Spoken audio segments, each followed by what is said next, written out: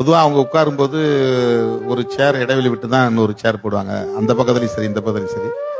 எனக்கு தெரிஞ்சு முதல் முறையா நெருக்கமா நாற்காலி போட்டு உட்கார வச்ச நிகழ்ச்சி இந்த நிகழ்ச்சி தான் நினைக்கிறேன். அதே மாதிரி ரொம்பவும் நெருக்கமா அவங்க நான் பேசாம இருந்தா கூட அவங்க பேச்சு கொடுத்து என்னோட ஒரு இணக்கமா இருந்தாங்க. அதாவது ஒரு சகோதரத்துவமா பேசினாங்க. அந்த நிகழ்ச்சியில எழுந்திருச்சு நின்று எல்லாரும் கையை பிடிச்சி கை கோர்த்து நிக்கணும்னு ஊடகவியலாளர்கள் கேட்டப்போ இவங்க எழுந்திருச்சு நின்று கையை கோக்கிறதுக்கு கையை கொடுக்குனாங்க. நான் தயங்கினேன். இல்லை அப்படிங்கிற மாதிரி தயங்கினேன். வலுவா என் கையை பிடிச்சி தூக்குனாங்க.